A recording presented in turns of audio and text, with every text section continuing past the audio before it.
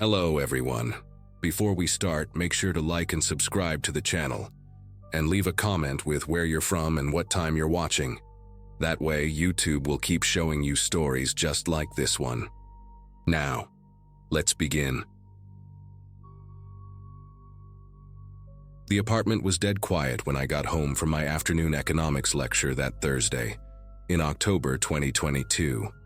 I was 21, junior year at State College, living in this cramped two-bedroom place about 15 minutes from campus, with my roommate Jason, who worked nights at a warehouse. The building was one of those converted old houses from the 60s, split into 4 units, with paper-thin walls and radiators that clanged like someone was hitting them with a hammer. I remember dropping my backpack by the couch and heading straight to the kitchen, because I hadn't eaten since breakfast. Just grabbed a granola bar on my way out that morning. The dishes from yesterday were still piled in the sink, and I could smell that weird musty odor that always came up from the basement through the vents when it rained. Outside, the street was empty except for Mrs. Novak's orange tabby cat sitting on the fence post, watching nothing in particular the way cats do. I was spreading peanut butter on bread when I heard the front door open and close. Not unusual. Jason sometimes came home between his shifts to grab dinner or change clothes, and he had this habit of never announcing himself, just walking in like a ghost. The door made that specific scraping sound against the frame that I'd been meaning to fix for months, but never got around to. I kept making my sandwich, heard footsteps moving through the living room, that familiar creak of the third floorboard from the wall that always gave under any weight. "You're home early," I called out, but got no answer, which was typical Jason behavior when he was tired. The footsteps continued down the hallway toward his room, and I heard what sounded like him going into the bathroom. The door handle there had this loose rattle that you'd recognize anywhere. I finished making my sandwich, grabbed a Coke from the fridge, and was about to head to my room to start on my statistics homework when I noticed Jason's work boots by the front door. The brown Timberlands with the paint splatter on the left toe that he wore every single day to the warehouse. My whole body went rigid, like every muscle locked up at once. If Jason's boots were here by the door, then whoever was walking around in our apartment wasn't Jason. I stood there in the kitchen, sandwich in one hand, can of Coke in the other, trying to process what this meant, while my brain kept insisting there had to be some explanation. Maybe he had other shoes? But no, Jason only owned those boots and a pair of beat-up Nikes he wore to the gym. The footsteps had stopped now, and the apartment had gone completely silent except for the hum of the refrigerator and the tick of the wall clock above the stove. I set down my food as quietly as I could on the counter, wincing when the can made a small metallic tap against the formica. My phone was in my backpack in the living room, might as well have been on the moon. I grabbed a knife from the dish rack, just a regular kitchen knife, nothing special, but it was something. The smart thing would have been to leave immediately, just bolt out the front door and call the cops from outside. But I kept thinking maybe I was overreacting, maybe there was some explanation. And besides, all my stuff was here. My laptop with all my schoolwork, my wallet on my desk, everything. I moved toward the hallway, trying to avoid the squeaky spots in the floor I knew by heart from late-night trips to the bathroom. The hallway stretched out ahead of me, 5 doors total. Bathroom on the left, linen closet, Jason's room, my room at the end, and the laundry room on the right. All the doors were closed except the laundry room, which was open about halfway, just darkness visible through the gap. That door was never closed properly anyway, because the frame was warped and you had to really yank it shut. I was about 3 feet from the laundry room door when I heard breathing that wasn't mine, slow and controlled, coming from inside that darkened space. I pushed the door open with the tip of the knife, and there he was. A man crouched down between the washer and the dryer, holding a crowbar across his knees. He was maybe 45, wearing a faded denim jacket despite the warm weather, work pants with dried mud on the knees and these scuffed yellow construction boots. His face had that weathered look of someone who worked outdoors, deep lines around his eyes, stubble that was going gray, and he had this calm expression like I'd just caught him tying his shoe instead of hiding in my laundry room. The crowbar had scratches all along its length and what looked like rust or maybe old paint at the curved end. He didn't jump up or try to run. He just shifted his weight slightly, still crouching, and looked at me with these pale blue eyes that didn't blink nearly enough. The laundry room smelled like fabric softener and something else, maybe cigarette smoke clinging to his clothes, and I could see he'd moved our detergent bottles around on the shelf above the machines. "Hey there," he said, and his voice was weirdly casual, like we were neighbors meeting at the mailbox. He stood up slowly, keeping the crowbar low at his side, not threatening exactly, but not putting it down either. "Real sorry about this. I thought this place was vacant. The lady at the rental office, short woman with the glasses and the lisp, she told me Unit 2B was empty, and I could take a look around before the showing tomorrow." His story came out smooth, rehearsed, but Unit 2B was Mrs. Novak's place downstairs, and she'd lived there for 15 years. He took a small step forward, just enough to make me step back, and I noticed he was positioned perfectly to block my view of whatever was behind him in the corner of the laundry room. Stupid mistake on my part. Must have gotten the numbers mixed up. You know how these old buildings are, the numbers on the doors are all worn off. Except our door had a brand new brass number that Jason installed last month after the old one fell off. The way he kept talking, maintaining that fake friendly tone while gripping the crowbar, made my skin prickle all over. I could see now what he'd been blocking. Our toolbox was open on the floor, and Jason's electric drill was sitting next to it along with a handful of other things I couldn't quite make out. "I should go," he said, but he didn't move toward the door. Instead, he angled his body slightly like he was going to try to squeeze past me in the narrow hallway. "Really sorry about the confusion.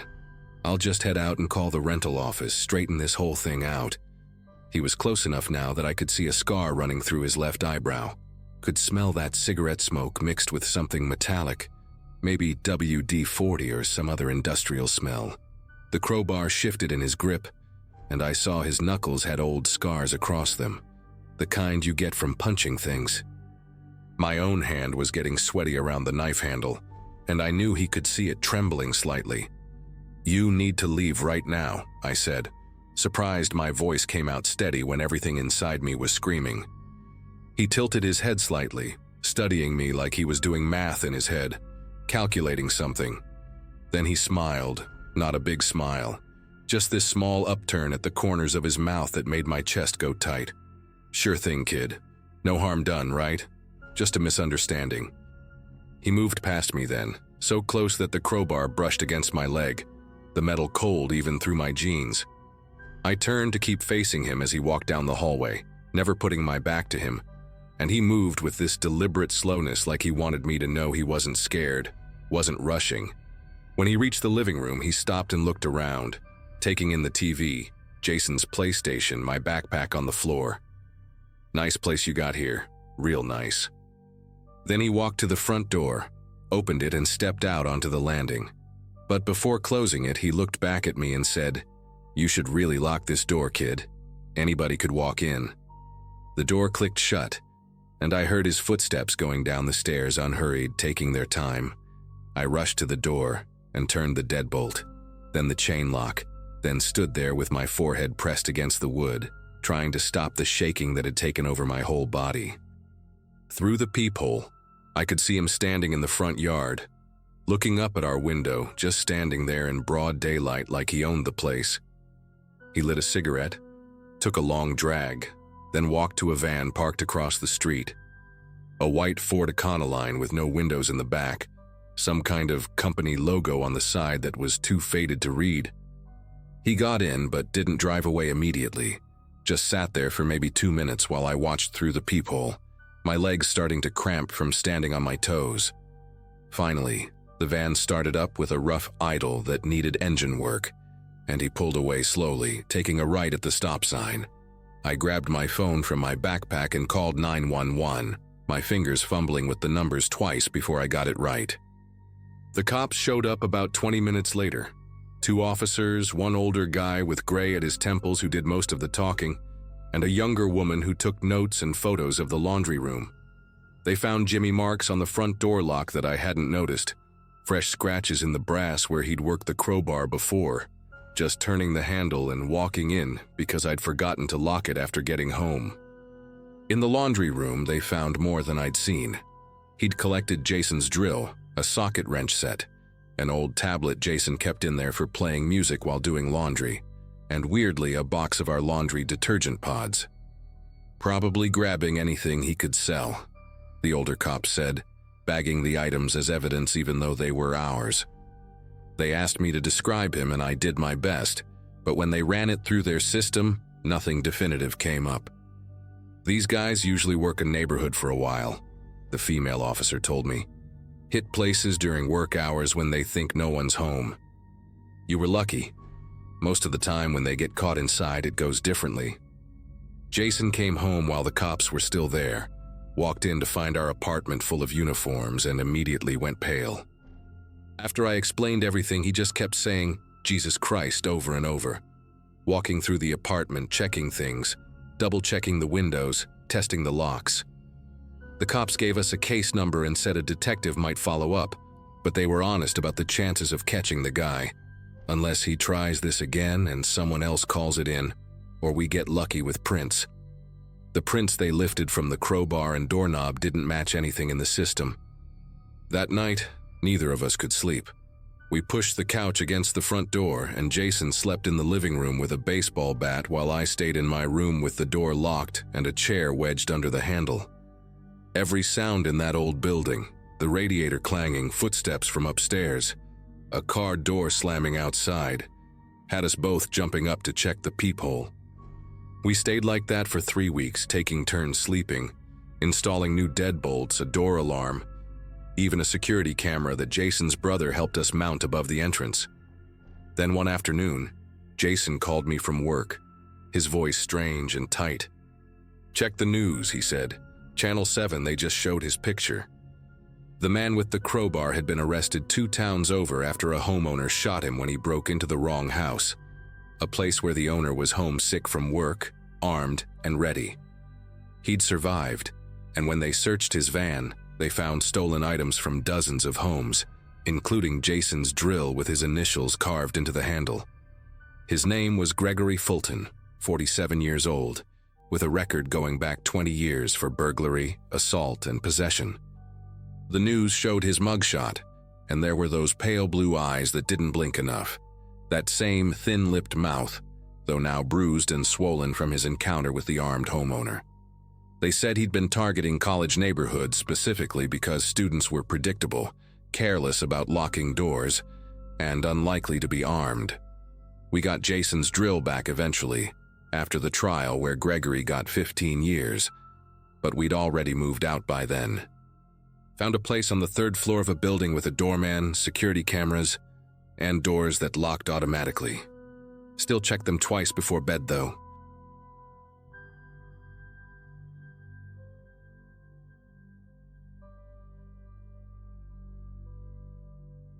It was a Tuesday evening in late November when everything changed for me. I was 28, living alone in a small rental house on the outskirts of Denver, working remotely as a graphic designer for a marketing firm downtown. The house was nothing special, a 2-bedroom ranch from the 60s with creaky floors and windows that rattled when the wind picked up. But it was mine, at least for the time being, and after years of roommates and shared spaces, having my own place felt like freedom. That particular day had been ordinary, almost boring even. I'd spent hours tweaking logos for a client who kept changing their mind, had a frozen burrito for lunch, and was planning to binge some true crime documentary before bed.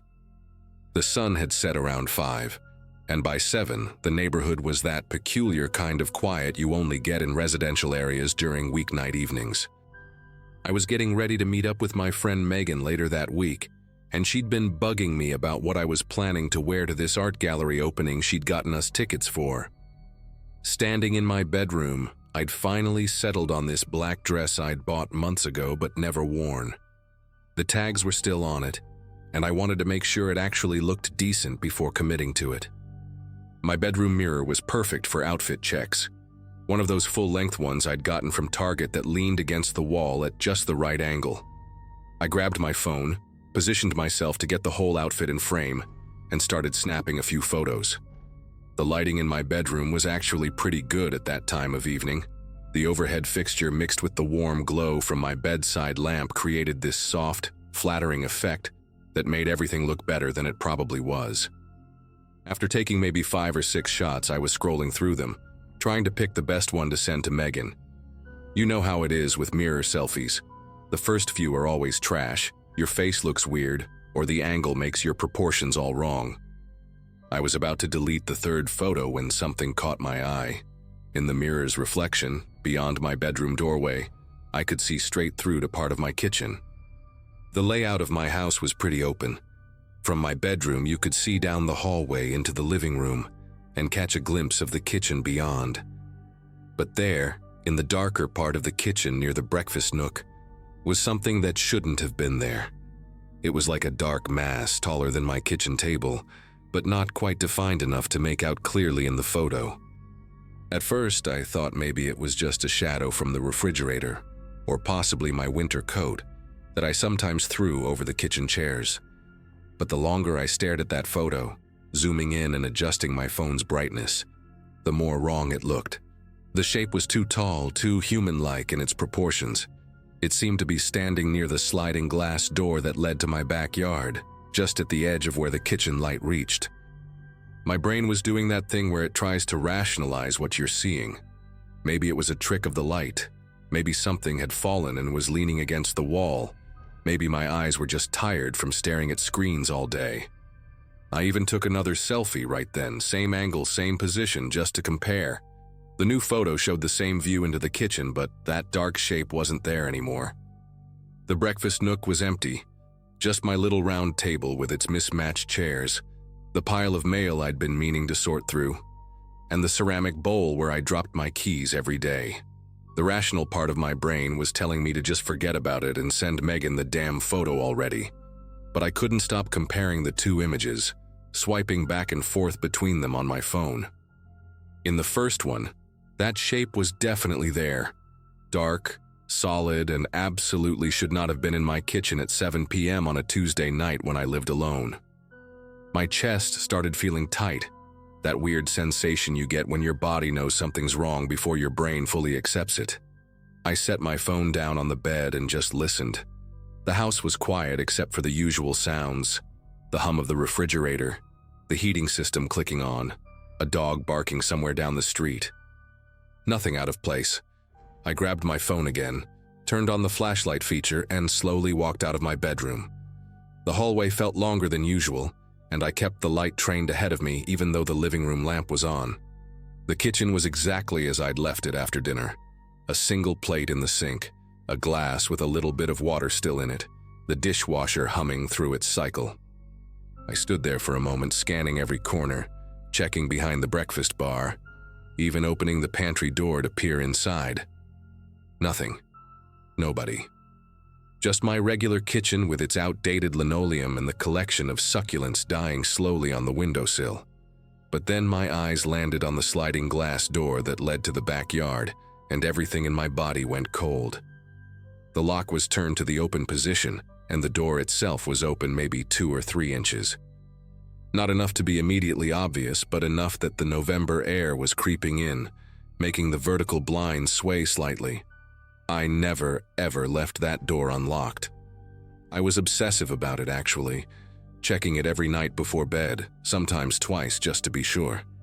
Standing there staring at that open door, I had 2 choices: grab my keys and run to my car, or check if someone was still in the house. The smart choice would have been to leave immediately, but I needed my car keys, and those were sitting in that ceramic bowl on the kitchen counter, which meant walking closer to the open door. I grabbed a knife from the block on the counter, the biggest one I had, some ridiculous chef's knife I'd bought during a brief phase when I thought I'd learned to cook properly. The weight of it in my hand was both reassuring and terrifying because it meant I was accepting that someone had been, or might still be, in my house. I used my foot to push the sliding door completely closed, turned the lock with shaking fingers, and then jammed the security bar into place. the one I usually forgot to use. The backyard was dark, just the faint outline of my neighbor's fence and the shed I never used visible in the moonlight. That's when I heard it, a sound from the other side of the house. Not footsteps exactly, more like something being moved or shifted. It came from the direction of the spare bedroom, the one I used as a home office. My laptop was in there, along with some camera equipment and a few other electronics. The door to that room was closed, which was wrong because I always left it open to let the heat circulate better. I stood in my kitchen, gripping that knife, trying to decide what to do. The sound came again. Definitely something moving in there, like someone trying to be quiet but not quite succeeding. My phone was still in my bedroom, sitting uselessly on the bed where I'd left it. The smart thing would be to leave right now, get to my car, drive away and call the police from somewhere safe. But something made me need to know what was happening in my own house. Who had the audacity to come into my space?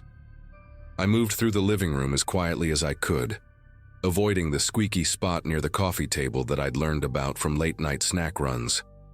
The spare bedroom door was about 15 feet away, and I could see a thin line of light coming from underneath it. Not the overhead light, but something dimmer, maybe the desk lamp. As I got closer, the sounds became clearer. It was definitely someone going through things, the distinctive sound of papers being shuffled, drawers being opened. They weren't even trying to be that quiet anymore, probably thinking I was still in my bedroom taking selfies like an idiot. I positioned myself to the side of the door, knife held high, and reached for the doorknob with my free hand. The metal was cold, and I could feel my pulse in my throat as I turned it slowly. The door wasn't locked. I pushed it open fast and hard, letting it bang against the wall. There was a man in my office, crouched next to my desk with my external hard drive in his hands. He wasn't what I expected, not some hulking, intimidating figure, but a skinny guy, maybe early 30s, wearing jeans and a faded Broncos hoodie.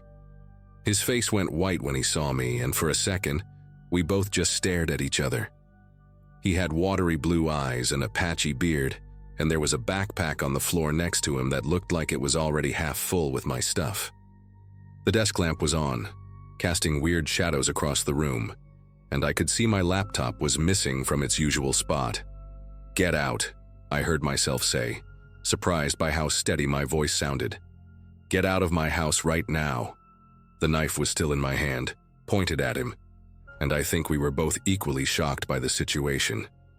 He dropped the hard drive, and it clattered on the hardwood floor, the sound impossibly loud in the tense silence. "Lady, I don't want any trouble," he said, raising his hands slightly but not standing up yet. His voice was higher than I expected, nervous and scratchy. "I thought nobody was home. Your car wasn't in the driveway." That's when I remembered. I'd parked in the garage that day because I'd gotten groceries and didn't want to carry them as far. This pathetic man had been watching my house, learning my patterns, waiting for the right moment. The violation of it all hit me like a physical force. I said, "Get out." This time I screamed it, taking a step forward with the knife. That got him moving. He scrambled to his feet, grabbed his backpack, and my laptop fell out of it onto the floor with a sickening crack. We both looked at it for a split second. Then he bolted past me, careful to stay out of knife range. I followed him through the living room, watched him fumble with the front door lock. Apparently he'd come in through the back but planned to leave through the front like a regular visitor. The moment he was out, I slammed the door shut, locked the deadbolt, and put the chain on. Through the peephole, I watched him run down my driveway and disappear into the darkness of the street. No car that I could see. He must have parked somewhere else or come on foot. My legs finally gave out, and I slid down against the door, still clutching that ridiculous knife. That's when I remembered my phone and practically crawled back to my bedroom to get it.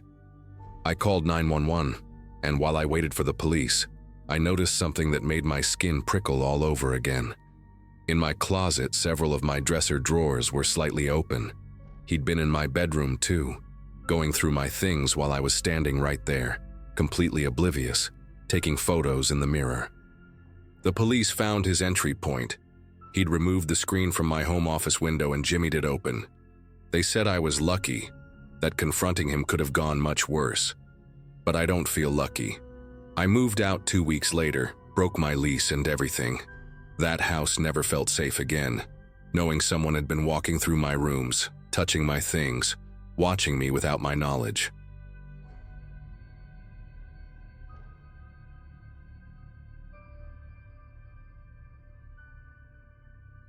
I was 17 that summer, staying at my dad's place in Phoenix while he was away on a business trip to Seattle. He'd just gotten divorced from my stepmom earlier that year, and the house felt different without her around, emptier somehow, with all her knickknacks gone from the shelves and her smell no longer lingering in the hallways. Dad trusted me enough to leave me alone for a week, figured I was old enough to handle myself. I spent most of my days playing video games in the living room and eating cereal for dinner, enjoying the freedom of not having anyone tell me to clean my room or turn the music down. The neighborhood was one of those quiet suburban areas where the biggest excitement was when someone got a new car or painted their fence a different color. It was a Sunday night in July when everything went sideways, around 2 in the morning when the heat finally started to break and you could actually breathe without feeling like you were drowning in hot soup. I'd been tossing and turning for hours, my sheets damp with sweat because the AC unit in my room had been making this weird clicking noise for days and barely pushed out any cold air. My bedroom was at the end of the hallway, and from my bed I had a clear view straight through my open door, down the hall, and into part of the kitchen if I propped myself up on my elbow. I always slept with my door open because the house got better airflow that way, and honestly, being alone in that big, empty house made me feel less isolated when I could hear the normal sounds of the refrigerator humming and the ceiling fan creaking in the living room. That's when I heard the sliding glass door in the back of the house slowly grinding along its track. Not the quick swoosh when someone who knows the door opens it, but this long, drawn-out scraping sound like whoever was doing it wanted to be quiet, but didn't know about the spot where the track was bent from when I accidentally hit it with the lawnmower last spring. My whole body went rigid in bed, every muscle tensing up while my brain tried to process what I was hearing. The door continued its slow journey for what felt like 30 seconds but was probably only 5 or 6, and then came the soft thump of it hitting the rubber stopper at the end. Someone had just opened the back door completely, not just cracked it for air, but pushed it all the way open like they planned on coming inside. I laid there paralyzed, telling myself maybe it was just the wind, except there hadn't been even a breeze all day and that door was heavy enough that you really had to put some muscle into moving it. Then I heard footsteps on the kitchen tiles, not rushed or sneaky but casual, like someone walking into their own house after work. Each step was deliberate and unhurried, accompanied by this odd shuffling sound, like the person was dragging something or maybe wearing slippers that were too big. The footsteps paused, and I heard the refrigerator door open with that distinctive suction sound it made, the rubber seal releasing, and then the bright light from inside spilled out into the hallway, sending a long rectangle of yellow light that reached almost to my doorway. From where I was lying, if I lifted my head just slightly off the pillow, I could see a sliver of the kitchen, and what I saw made my heart pound so hard I was sure whoever was in there would hear it. There was a man standing in front of the open fridge, just standing there like he was contemplating what to eat for a midnight snack. He was wearing what looked like a mechanic's jumpsuit, the kind with a name patch on the chest, except it was filthy, covered in dark stains and what might have been dried mud or worse.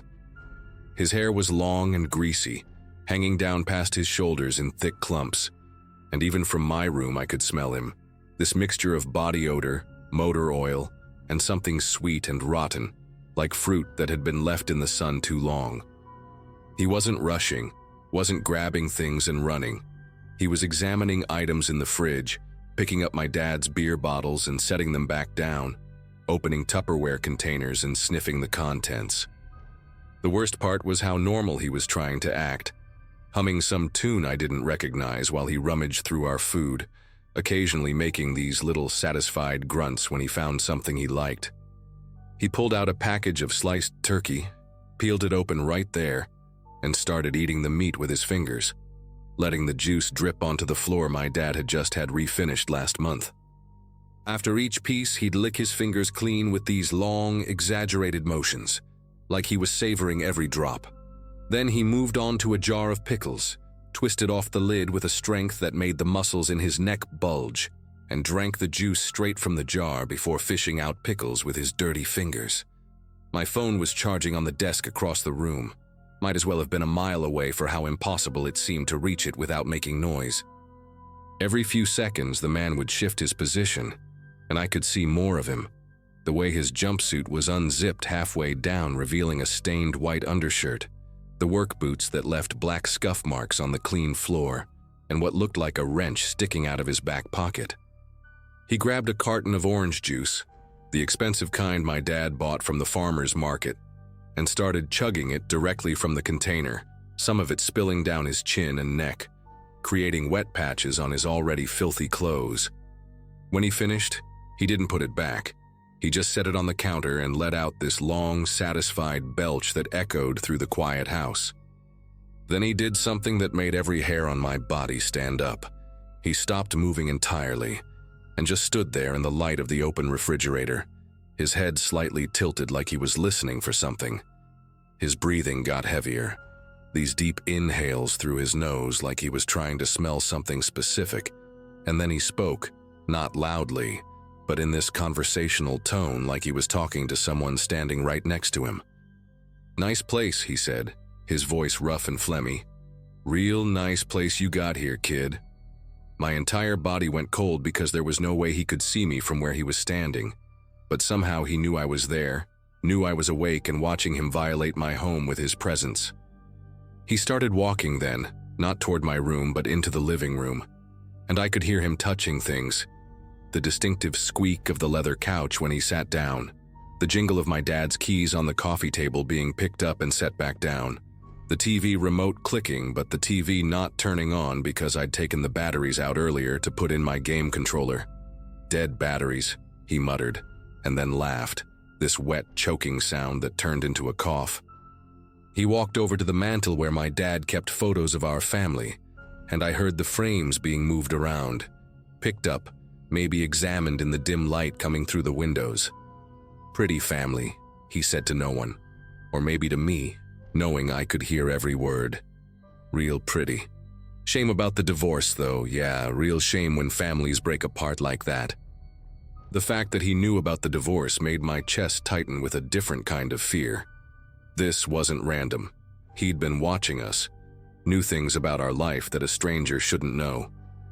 I heard him walk down the hallway toward the bathroom, his boots heavy on the hardwood, and then the sound of him urinating with the door wide open, not even pretending to need privacy. The toilet didn't flush afterward.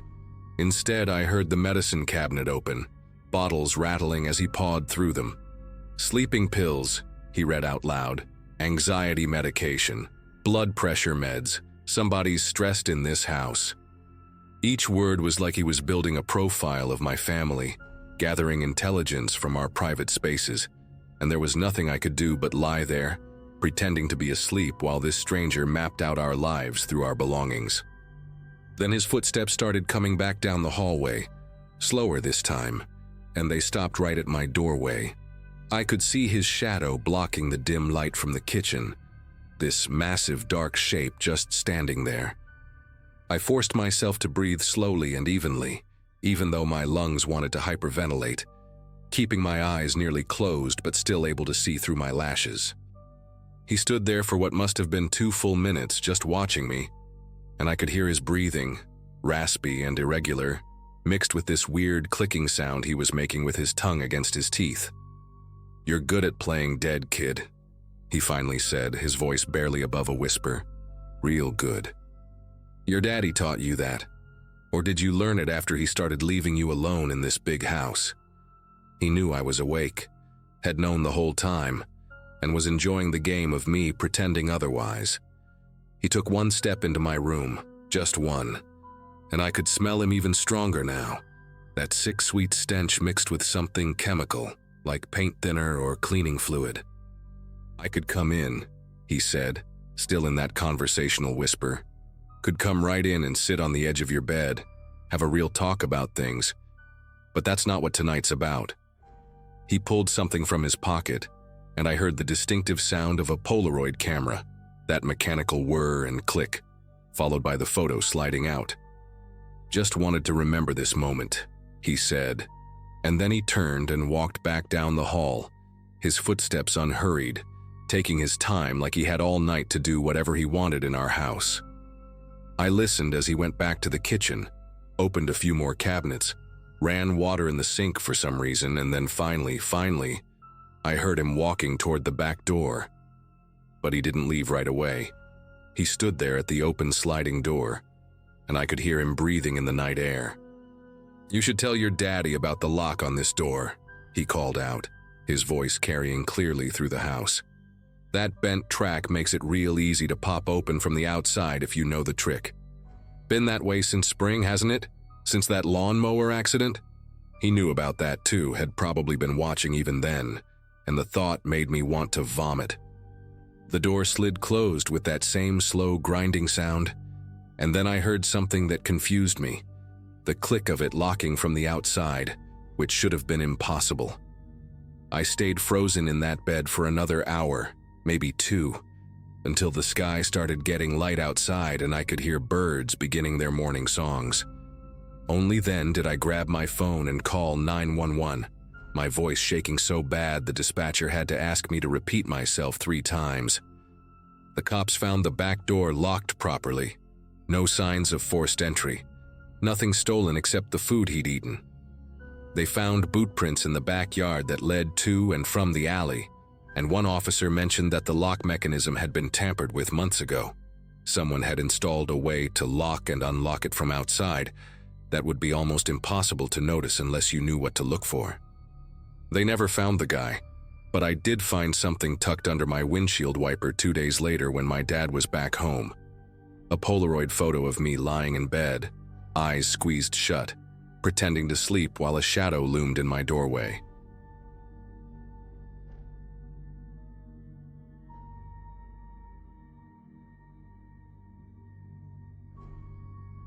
Last Saturday changed everything about how I feel in my own home. I'm 28, been living alone in this rental house in suburban Portland for about 2 years now, and up until that day, I'd never once felt unsafe here. It's a quiet neighborhood, mostly families and retired couples, the kind of place where people still wave when you pass them walking their dogs. I work from home doing graphic design, which means I'm here pretty much all day, every day. That morning started like any other. Coffee, emails, a client revision that needed to be done by Monday. The weather was gorgeous. One of those perfect spring days where you leave all the windows open and let the fresh air flow through. I remember specifically because I'd just finished cleaning the whole house and was feeling pretty good about life in general. Around 11:30, the doorbell rang. Through the peephole, I saw a man in his 40s, maybe early 50s, wearing a navy polo shirt with some kind of logo I couldn't quite make out. He had this clipboard in one hand and a metal toolbox at his feet, the kind with multiple compartments that fold out like stairs. His hair was slicked back with too much gel, and he kept adjusting his collar like it was bothering him. When I opened the door but kept the chain on, he immediately launched into this rehearsed speech about annual pest inspections for the neighborhood. Said his name was Craig from Residential Defense Solutions, and that they'd been contracted by the property management company to check all the houses on my street. The way he kept trying to peek past me into the house while talking made every alarm bell in my head start ringing. I asked him for identification and any paperwork from my property management company. He fumbled with his clipboard, flipping through what I could now see were mostly blank pages with a few random printed forms on top. He said he must have left the work order in the truck and offered to go get it, but then immediately tried a different angle, saying it would only take 15 minutes and that all the other neighbors had already let him in. The thing that really got me was his shoes. Pristine white sneakers without a single scuff or dirt mark. Weird for someone who'd supposedly been going in and out of houses all morning. Plus, my property management company always sends emails about any scheduled maintenance at least a week in advance, and I'd gotten nothing. When I told him I'd need to verify with them first, his whole demeanor shifted. The friendly salesman's smile stayed plastered on his face, but his jaw clenched and his grip on the clipboard turned his knuckles white. He stood there for an uncomfortable few seconds, just staring at me through the gap in the door. Then he asked if maybe my husband was home and could make the decision. When I said I lived alone, stupid I know, but it just came out automatically. His eyes lit up in this way that made my whole body tense up. He quickly covered it by nodding and saying he understood, that he'd come back another time when it was more convenient. But instead of leaving right away, he made this show of writing something on his clipboard, asking me to spell my last name twice and confirm my phone number, which I didn't give him. He even asked what time I usually get home from work, for scheduling purposes. I just kept repeating that he should coordinate through the property management company and started closing the door. He put his foot near the threshold, not quite blocking it but close enough to make me panic for a second, then pulled it back with a laugh, saying he didn't mean to be pushy. After he finally left, I watched through the living room window as he walked back to his vehicle, a white van with no company logos or phone numbers, just completely blank. He sat in the driver's seat for way too long, maybe 5 or 6 minutes, and I could see him looking at my house, writing things down. Eventually he drove off, but only to park 3 houses down where he sat for another 10 minutes before leaving the street entirely. I immediately called my property management company, and they confirmed what I already knew. They hadn't scheduled any pest control services, and they'd never heard of residential defense solutions. The woman on the phone seemed concerned, and said she'd send out a notice to all tenants warning them about the fake service calls. I thought about calling the police, but what would I say? A pushy salesman came to my door and made me uncomfortable? Technically, he hadn't done anything illegal. The rest of the day, I couldn't focus on work at all. Every little sound made me jumpy. The mailman dropping off packages, a neighbor's dog barking, even the ice maker in my freezer kicking on. Around 4 in the afternoon, I decided to take my laptop to a coffee shop just to get out of the house for a while. When I came back around 7, everything looked normal. I checked all the locks twice, made dinner, and tried to convince myself I was overreacting. But something kept nagging at me, this weird feeling that things weren't exactly how I'd left them, though I couldn't point to anything specific. My trash can seemed like it had been moved slightly, and the garden hose was uncoiled a bit more than I remembered. But I told myself I was being paranoid. I even laughed at myself for walking around my own house like I was in some crime show, checking closets and behind shower curtains. That night, I barely slept. Every time I started drifting off, I'd hear something, or think I heard something, outside.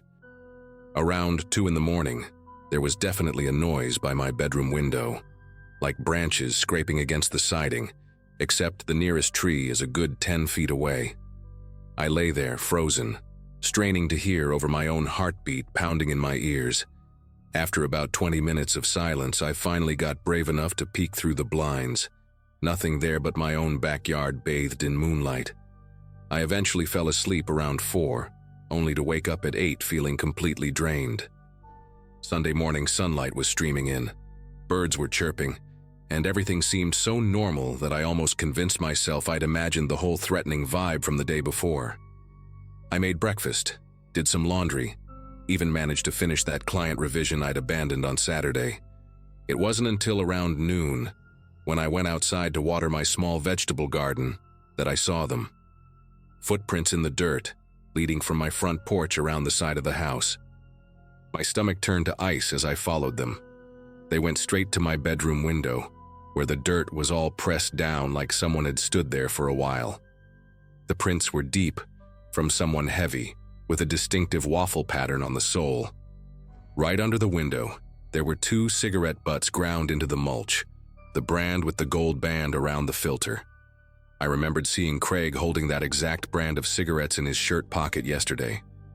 But what really made me want to throw up was finding the small pile of wood shavings on the windowsill, like someone had been working at the lock with a knife or tool.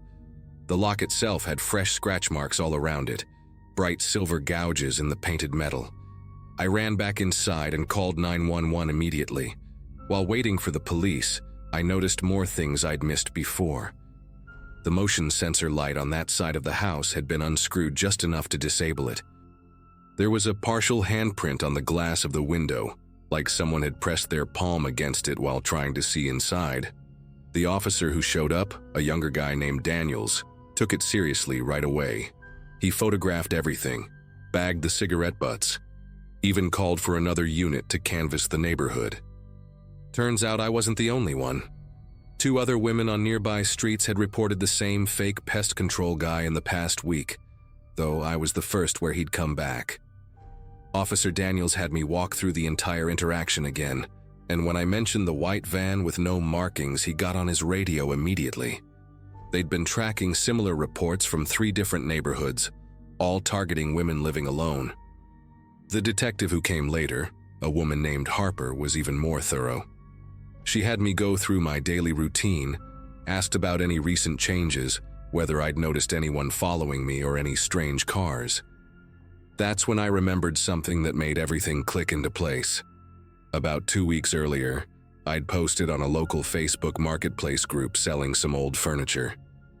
Several people had come by to look at items, and I'd stupidly mentioned to one guy that I needed to sell stuff quickly because my roommate had moved out and I needed the extra space. He'd seemed normal enough, bought an old dresser, even had his teenage son with him to help load it, but now I wondered if that had been his son at all.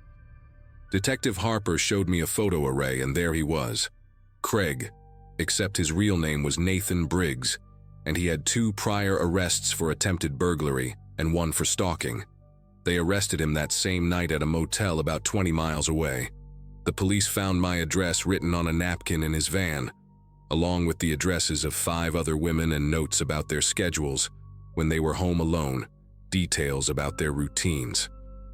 He had a whole kit in the back, lockpicks, a glass cutting tool, duct tape, zip ties, and a camera with photos of my house from different angles, including ones of me through my kitchen window from earlier that week that I'd never known he was taking. Detective Harper told me he'd been watching for days, learning when I worked out, when I got groceries, when I turned my lights off at night. The Facebook furniture sale had just been how he initially identified me, but he'd done research after that. Found my LinkedIn, my Instagram, pieced together that I worked from home and lived alone. They also found the polo shirt with a fake pest control logo he'd had printed at some local shop, along with 2 other shirts for different fake services. The trial was 6 months later, and I had to testify about that Saturday, about finding those footprints and cigarette butts and scratches on my window lock. He pled guilty to attempted burglary and stalking charges, got 4 years in state prison. I thought I'd feel safer after that, but I don't. I moved 2 months after it happened, broke my lease early, and paid the penalty because I couldn't sleep in that bedroom knowing he'd stood right outside, trying to get in while I was lying there in the dark. My new place is a 3rd-floor apartment with a doorman and security cameras everywhere.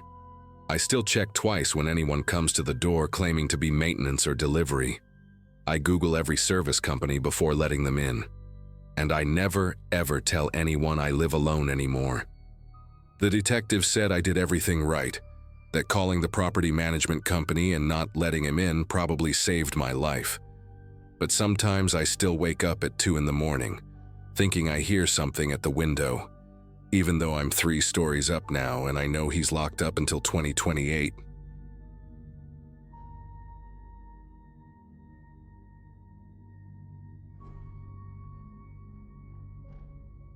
Most people assume nothing bad happens in quiet suburban neighborhoods, especially during spring break, when everyone's either traveling or sleeping in until noon.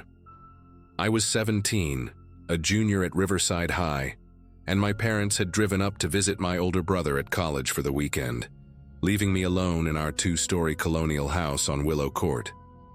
I'd stayed behind because I had a shift at the ice cream shop on Saturday, and honestly just wanted some time to myself, binge-watching shows and eating junk food, without anyone judging me. The neighborhood was one of those places where kids still rode bikes in the street, and people actually knew each other's names, where the biggest drama was usually someone's lawn getting too tall or a package thief making rounds during the holidays. I'd lived there my whole life, knew every family on our block, could tell you which house had the mean German shepherd and which one gave out full-size candy bars on Halloween. The knock came around 2 in the afternoon, right when I was deep into a true crime documentary about home invasions, which in hindsight feels almost too ironic. It was 3 firm raps, not the familiar rhythm of our neighbor Mrs. Coleman, who always did this little melodic pattern, or the aggressive pounding of delivery drivers who were behind schedule. I paused the show, waited a few seconds to see if they'd just leave whatever package and go, but then came 3 more knocks, slower this time, more deliberate. Through the peephole, I saw 2 men standing on our porch, both wearing jeans and plain t-shirts. One navy blue, one faded gray. Nothing particularly threatening about their appearance except maybe how they stood perfectly still, not shifting their weight or checking their phones like most people do when waiting at a door. The younger one had buzzed hair and looked maybe 30, with a narrow face and eyes that were this really pale green, almost like sea glass, while the older one, probably mid-40s, had dark hair that was just starting to gray at the temples and thick eyebrows that met in the middle when he squinted against the afternoon sun. I opened the door but kept the chain on, which gave me maybe 3 inches of space to talk through, and immediately the younger one stepped forward, close enough that I could smell cigarette smoke and something else, maybe motor oil or that harsh soap mechanics use. "Hey there, sorry to bother you," he said, and his voice had this weird flatness to it, like he was reading from a script he'd memorized but didn't quite believe in. "We're looking for our dog, a beagle mix named Copper. About 40 pounds, brown and white patches. He slipped out of his collar about an hour ago and we tracked him to this street." The older man stayed back on the porch steps, but he was scanning our front yard, then the windows of our house, his gaze moving systematically from left to right like he was cataloging every detail, every possible entry point. I told them I hadn't seen any dogs, offered to keep an eye out, gave them the standard polite response you give to strangers who show up at your door with a reasonable request. But the younger one kept talking, asking if maybe the dog could have gotten into our backyard, if we had any gaps in our fence, if I was home alone, or if my parents might have seen something. The questions made my chest tight in that instinctive way your body warns you before your brain catches up, and I found myself gripping the door handle hard enough that my knuckles ached. "Just me here, but I've been inside all day," I lied, even though my mom's car was visible in the driveway and obviously someone had been home to answer the door. But the younger man just nodded slowly, like he was filing that information away for later. The older one finally spoke up, his voice deeper, rougher, with this slight accent I couldn't place, maybe somewhere from Eastern Europe. "You have a beautiful home, very well maintained. Your parents must work very hard." It wasn't a question, and the way he said it, emphasizing the word parents while staring directly at me through those 3 inches of door gap, made every alarm bell in my head start screaming. I told them good luck finding Copper, practically slammed the door shut, twisted the deadbolt, and watched through the peephole as they stood there for another solid 30 seconds before the younger one said something to the older one that made them both laugh. This quiet, shared moment that felt somehow worse than if they'd been angry about my abruptness. I watched them walk down our driveway, neither of them looking back, and they got into this white van that had no windows in the back, no company logo, nothing but dirt caked on the license plate, making it impossible to read. They drove off slowly, maybe 15 miles per hour, and turned left at the stop sign, which would take them out of the neighborhood if they kept going straight. But something in my gut told me they weren't leaving. Not really.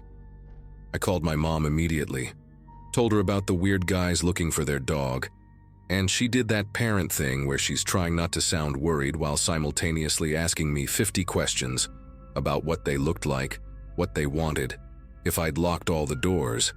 She offered to come home right away, but it was a 3-hour drive, and honestly, in the daylight with the doors locked and our neighbor Mr. Hoffman mowing his lawn next door, I felt silly for being so paranoid.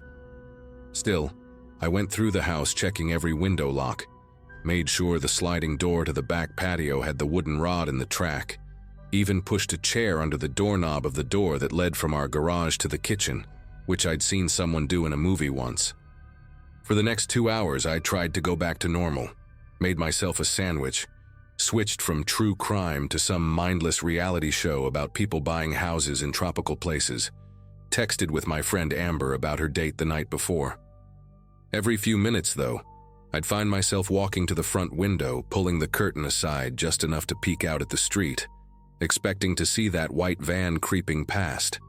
But there was nothing except the usual Saturday afternoon quiet, someone walking their actual dog, a few kids on scooters. Around 4:30, the sun was starting to slant through the trees, creating these long shadows across our front yard, and I was in the kitchen making popcorn when I heard a car door slam. Not unusual, except it sounded close, like right in front of our house close. I crept to the dining room window, which gave me a view of the driveway, and my whole body went rigid when I saw them. The same two men from earlier, standing at the end of our driveway where it met the sidewalk, just standing there, not moving, not talking, both of them facing our house with their arms hanging loose at their sides. They stood there for what must have been 5 full minutes, though it felt like hours, and I stayed frozen at the dining room window, barely breathing, my phone gripped so tight in my hand that the edges dug into my palm. The younger one had his head tilted slightly to one side like he was listening for something, while the older one's lips were moving just barely, maybe counting, maybe rehearsing something. I couldn't tell from that distance. Then, without any warning or signal that I could see, they both started walking up our driveway in perfect synchronization, same pace, same stride length, like they'd practiced this approach, and I scrambled backwards, knocking into a dining room chair that scraped against the hardwood floor, loud enough that I was sure they heard it. But they didn't knock this time, didn't ring the doorbell. They just stood on our front porch, and through the thin curtains on the door's side windows, I could see their silhouettes, distorted and dark, one standing directly in front of the door while the other seemed to be examining the door frame, running his fingers along the edges, where the lock met the wood. My phone was already dialing 911 when the older one pressed his face against the small window beside the door, cupping his hands around his eyes to see inside better. And I swear he was smiling. Not a normal smile, but this slow, deliberate stretching of his lips that showed too many teeth. The operator answered just as the doorknob rattled. A gentle test at first, then harder, more insistent, and I whispered that 2 men were trying to break into my house, gave her our address in a voice that came out high and shaky like a little kid's. She told me officers were on the way, to stay on the line, to get somewhere safe, and I was backing toward the stairs, thinking I could lock myself in my parents' bedroom, which had a phone and a lock and a window that opened onto the garage roof if I needed to run. The rattling stopped suddenly, and through the curtains I saw them step back from the door, the younger one pulling something from his pocket that caught the late afternoon light, metal and thin, probably a lockpick or maybe a Slim Jim, the kind of tools that would make quick work of our standard suburban locks. But then Mr. Hoffman's voice cut through everything, loud and gruff the way it got when he'd been drinking beer in his garage all afternoon. "Everything all right over there, gentlemen?" I peeked through the dining room window again and saw him standing at the property line between our houses, holding a rake but really just holding it like you might hold a baseball bat. And even though he was in his 60s with a bad knee from his construction days, he had that stance that said he'd seen enough bar fights to know how to end one. The 2 men turned toward him in that same synchronized way that made my skin prickle, and the younger one raised his hand in this casual wave, called out something about looking for their lost dog again, asking if he'd seen a beagle around. But Mr. Hoffman just stood there, not buying it for a second. "Funny thing," he said, taking a few steps closer. "I've been out here for 3 hours doing yard work, haven't seen a single dog that wasn't on a leash, and you boys have been sitting in that van down the street for the last hour before you came knocking." The older man started to say something, but we all heard the sirens at the same time, growing louder, definitely heading our way, and without a word, both men walked quickly, but not quite running back to their van, Mr. Hoffman following them with his eyes until they drove off, this time much faster, tires actually squealing a little as they took the corner. The police arrived maybe 90 seconds after the van disappeared. 2 officers who looked barely older than my brother, and they took everything seriously even though the men were already gone.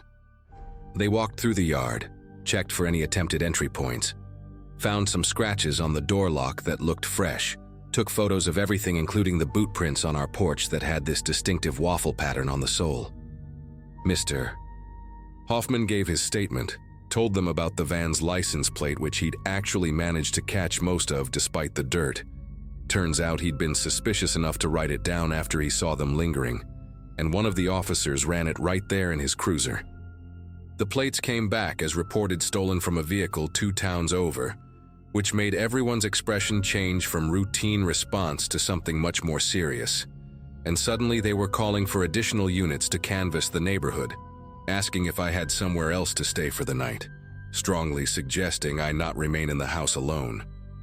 My parents drove home like bats out of hell, made it in just over 2 hours, my dad talking to me on speakerphone the whole time while my mom drove, and I spent those hours at Mr. Hoffman's house, sitting in his living room that smelled like cigarettes and Old Spice, while his wife Dorothy made me eat 3 different kinds of cookies and kept patting my shoulder. The police found the van abandoned in a grocery store parking lot 6 miles away, completely wiped clean of prints. Nothing inside except some rope, zip ties, and a roll of duct tape in the back that made everyone real quiet when the detective mentioned it on the phone. They never found the men, though the detective, a woman named Brennan with kind eyes and a scar through her left eyebrow, told us they matched the description of 2 suspects wanted for questioning in 3 home invasion cases in the neighboring county, cases where they'd used the same lost dog story to scope out houses. In 2 of those cases, they'd come back later when they thought the houses were empty, except one time a family's college-aged daughter had been homesick from work, and what happened to her was bad enough that Detective Brennan wouldn't give us details, just said we'd been incredibly fortunate that Mr. Hoffman had been outside, that I'd called 911 when I did. We installed a security system the next week, cameras and motion sensors and panic buttons in every room. The whole expensive package that my parents would have called overkill a month earlier. I finished out my junior year sleeping with my door locked and a baseball bat beside my bed, jumping at every unexpected knock, every van that drove too slowly past our house. The strange thing is, about 8 months later, I was at the mall 2 towns over with friends when I saw him, the younger one with the pale green eyes, working at a phone repair kiosk, wearing a polo shirt with a name tag that said Kevin, helping some elderly woman with her screen protector like he was just another normal person with a normal job. He saw me at the exact moment I saw him, and for maybe 3 seconds we just stared at each other across the food court, my friends chattering about prom dresses while every cell in my body screamed at me to run. He smiled then, that same slow, deliberate expression I'd seen through my door window, gave me this little mock salute with 2 fingers, and went right back to helping his customer like nothing had happened. I never told anyone about seeing him, not my parents, not the police, because what would I say? That one of the men who'd tried to break into our house was just out there living his life, fixing phones at the Westfield Mall, probably still looking for lost dogs that didn't exist, still standing in people's driveways at dusk, waiting for the right moment that, thankfully, for me, never came.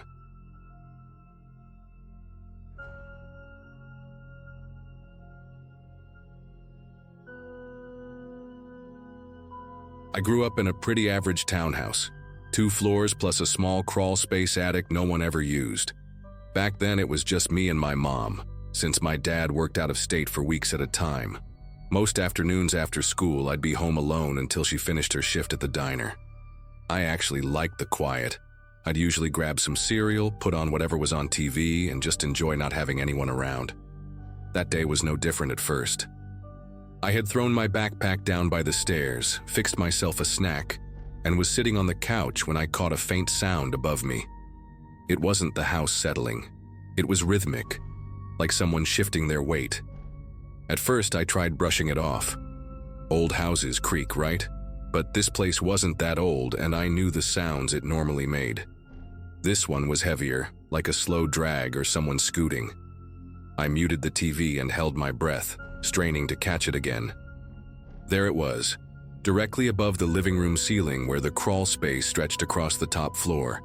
I remember glancing at the clock on the wall. It was barely past 4 p.m., too early for my mom to be home. The thought of being alone in the house suddenly didn't feel so comforting. I grabbed a broom from the corner and tapped the ceiling, half expecting silence. Instead, the sound stopped for a moment. Then something answered back. 3 short thumps. Deliberate. My heart jumped so hard I thought it might burst out of my chest. I whispered "no way" to myself, trying to convince my brain I hadn't just been answered. I thought maybe a raccoon had gotten up there, but raccoons don't knock in patterns. I stood frozen in the living room, gripping that broom like it would actually help me if someone dropped down through the attic hatch. After what felt like forever, I worked up the nerve to creep upstairs. Every step felt impossibly loud against the carpet, like I was broadcasting that I was coming. The crawl space entrance was at the end of the hallway ceiling, with a little pull cord dangling. That cord had always annoyed me when I was younger. It swung slightly when the air conditioning kicked on, but at that moment it looked like a trigger I did not want to touch. I stood under it, broom still in my hand, staring up at the thin rectangle in the ceiling. The silence was unbearable. Then, as if to confirm my worst thought, I heard what sounded unmistakably like fabric rustling just above me. I backed away from the hatch and went into my room, shutting the door quietly like that thin layer of wood would do anything. I tried calling my mom, but her phone went straight to voicemail. I remember pacing in circles, considering whether I should just run outside and wait on the curb, but a part of me needed to know. The sound of fabric wasn't random. It was steady, like someone adjusting themselves in a sleeping bag. I kept replaying the knocks in my head. Whoever was up there knew I was in the house, and that thought made the walls feel like they were closing in. After about 10 minutes of silence, I couldn't take it anymore. I decided to grab the step ladder from the laundry closet. Every step as I dragged it down the hallway felt heavier than it should have. I positioned it under the hatch, the broom clenched so tight my knuckles were white. I told myself I'd just push the door open quickly, shine the flashlight on my phone, and confirm that it was an animal or nothing at all. My heart was hammering so loud I could hear it echoing in my ears. When I finally pulled the cord, the hatch creaked open just an inch, and a wave of hot, stale air rolled down over me. The crawl space smelled faintly of sweat and something sour, not like insulation or dust. I lifted the door further and aimed the light up. At first, I only caught a glimpse of wood beams and cluttered insulation, but then my eyes locked on a plastic wrapper lying on top of the insulation. Next to it was a crumpled water bottle, lying exactly where no one should have been. That's when I heard it, shifting again, farther back in the darkness. Someone was lying flat, deeper in. I didn't stick around to see more. I slammed the hatch shut so hard the ladder wobbled and I bolted downstairs. My phone was already in my hand as I dialed 911. I remember how hard it was to keep my voice steady, trying to explain to the dispatcher that there was someone living above my room. They told me to stay outside and wait for officers. Standing barefoot in the driveway with my backpack still inside, I kept staring at the second-floor window, half expecting a face to appear. Those 15 minutes waiting for the squad car felt like hours, every sound from the neighborhood making me flinch. 2 officers finally pulled up, and I nearly ran to meet them. I remember how surreal it felt to explain everything again on the curb while pointing at the attic window. They didn't look convinced at first, until I told them about the smell, the wrappers, and the deliberate knocks. One officer went upstairs with his flashlight while the other stayed with me, and kept asking if I was sure no relatives had been staying there. I shook my head so hard it almost hurt. Then came a shout from above. "We've got something." They didn't find a person at that moment, but what they brought down still makes me uneasy to think about. A rolled-up sleeping bag, flattened from use, and a small pile of granola bar wrappers with water bottles tucked behind the insulation. The officer explained in that calm, professional tone that someone had been living up there for a while, sneaking in and out without us noticing. No forced entry anywhere in the house, no broken locks. Whoever it was had either been hiding for weeks or knew exactly when to come and go. Hearing that felt worse than if they had caught someone red-handed. That night, my mom and I barely slept. Every time the house shifted, we jumped. She called a locksmith first thing the next morning and had every lock replaced, even the windows. We also installed a padlock on the crawl space hatch itself. For weeks, I avoided walking down the hallway at night because that pull cord felt like it was taunting me. The police never figured out who it was. They dusted the hatch for prints, but nothing useful came up. Apparently, cases like this happen more often than people think, which is not the reassurance I wanted. To this day, whenever I hear any sound above me, I can't help but picture someone pressed flat against the beams, waiting. I'll never forget the deliberate rhythm of those knocks, like the stranger wanted me to know I wasn't alone. Even though they're long gone, the thought of how close they were still makes my chest tighten. I guess the scariest part is realizing that sometimes the most dangerous people don't break into your home. They're already inside, quietly waiting for you to notice.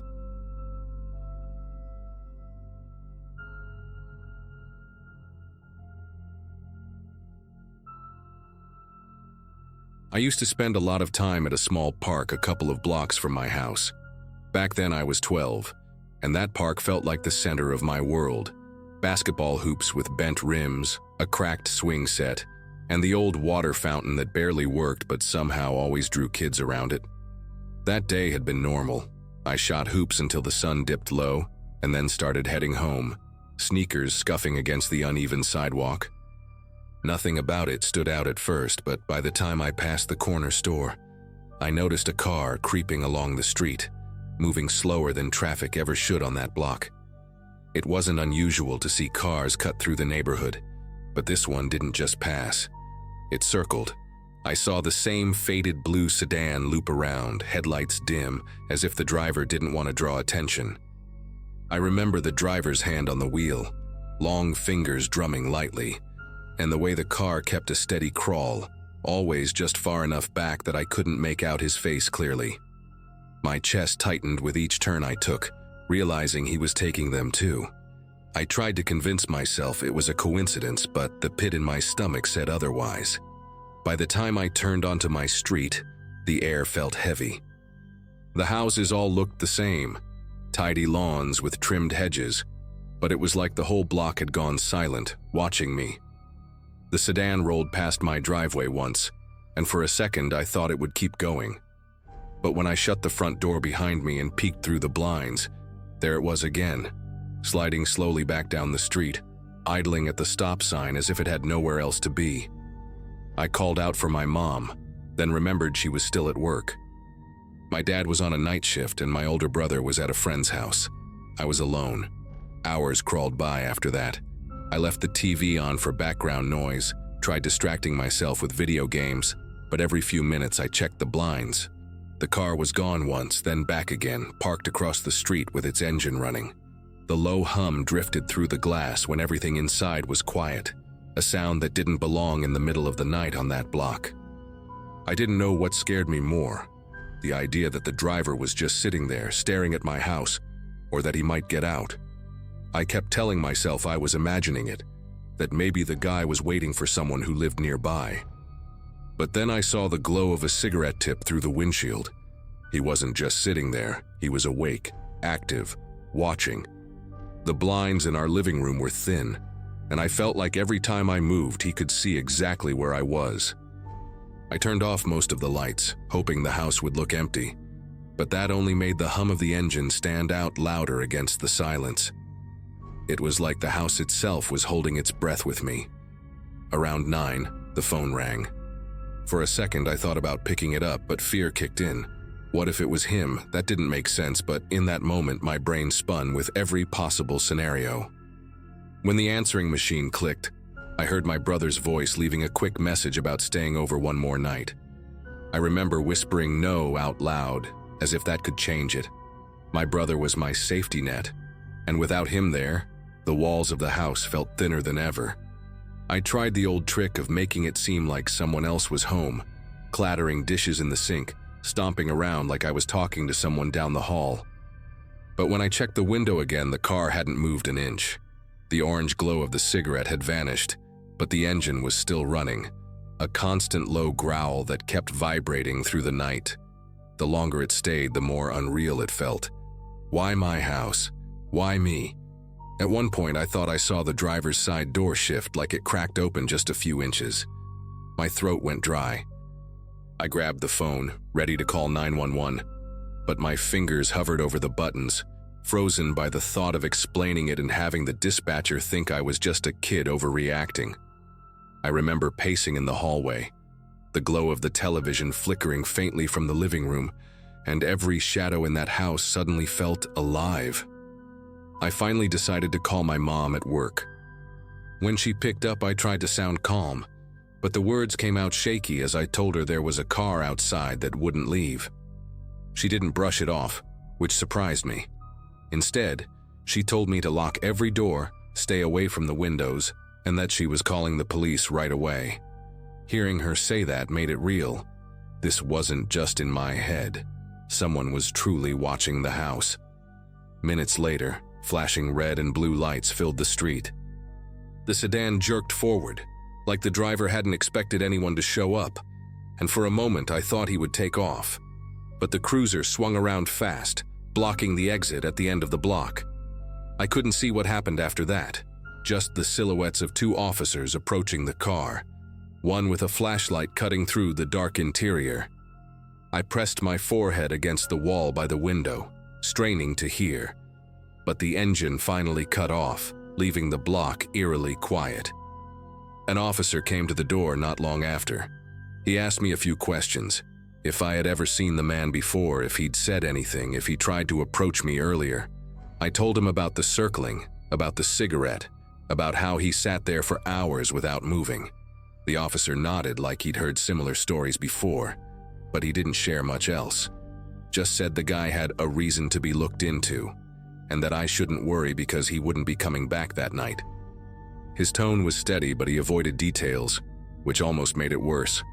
I never learned what they found or why he was really there. When my mom finally came home, she hugged me so tight I couldn't breathe, and we sat up together until dawn, the TV flickering quietly in the background. The street outside looked normal again by morning, like nothing had happened, but I couldn't unhear that low hum of the engine or unsee that glowing ember in the car across the street. To this day, I never got an explanation. The sedan never came back, and maybe that should be enough. But every time I walk past that park, I still glance around, half expecting to see a car creeping slowly behind me again.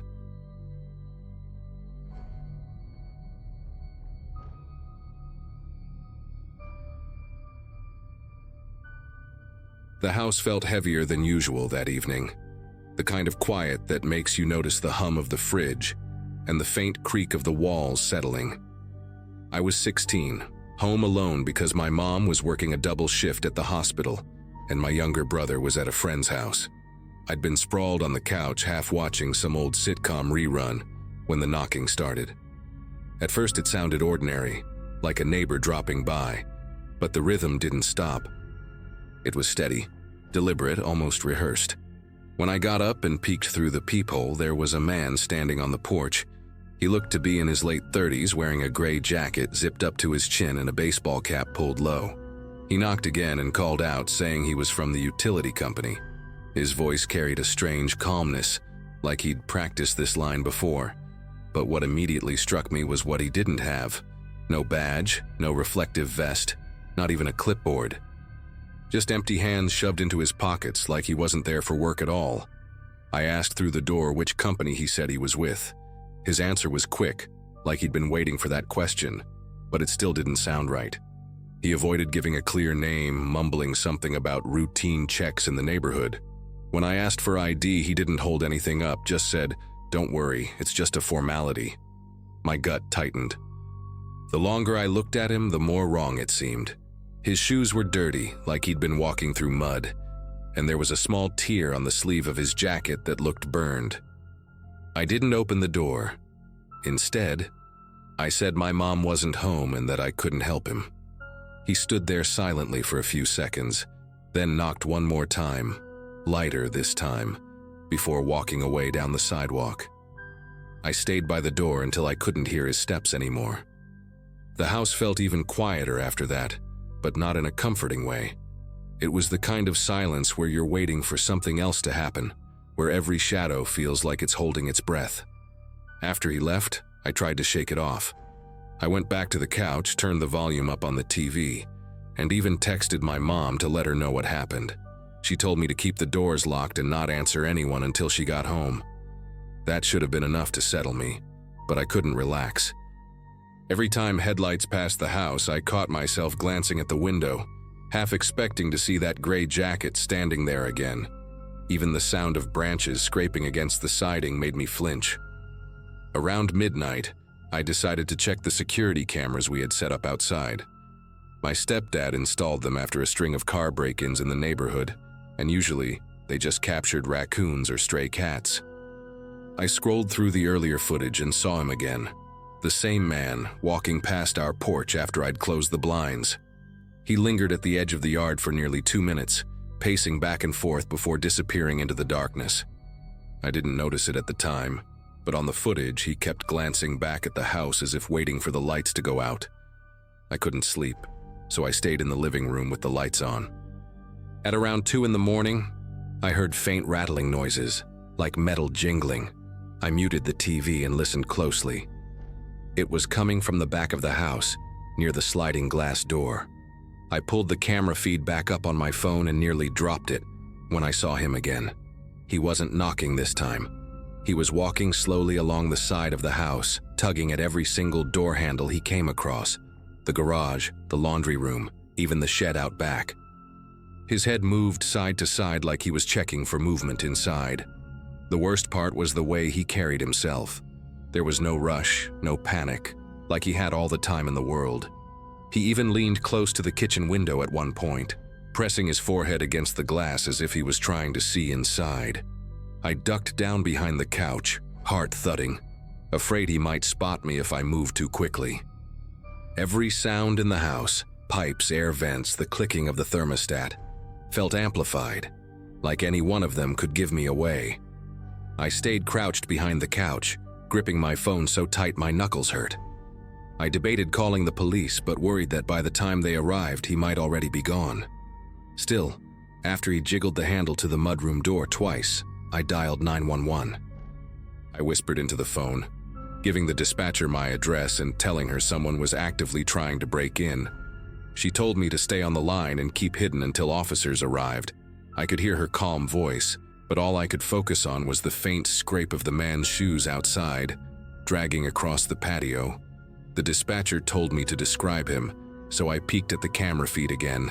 He had pulled his cap off now, revealing short, uneven hair, like it had been shaved in patches. His face wasn't what I expected. It wasn't angry, it wasn't frantic. It was blank, almost bored, like he was testing each entry point just to see which one would give first. Watching him pull at the handle of the basement door while standing in that eerie, casual way made me feel trapped in a nightmare that had no clear script. Red and blue lights eventually lit up the street outside, flashing across the living room walls like salvation. The man stepped back from the house as if he'd finally been caught mid-thought. He didn't run. He just walked down the side yard and slipped into the shadows before the officers even reached the driveway. By the time they checked the property, he was gone. They reviewed the footage with me, took notes, and promised to patrol the area through the night. Still, none of that erased the fact that he had walked around my house for nearly an hour, testing every possible way in. I never saw him again, but for weeks after, I barely slept. Every knock at the door made me tense. My stepdad added extra locks, reinforced the sliding door, and even installed motion lights in the yard.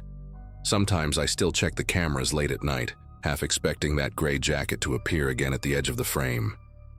To this day, no one knows who he was or why he singled out our house, but the thought that he might still be out there, patient, waiting, makes the quietest nights feel the loudest.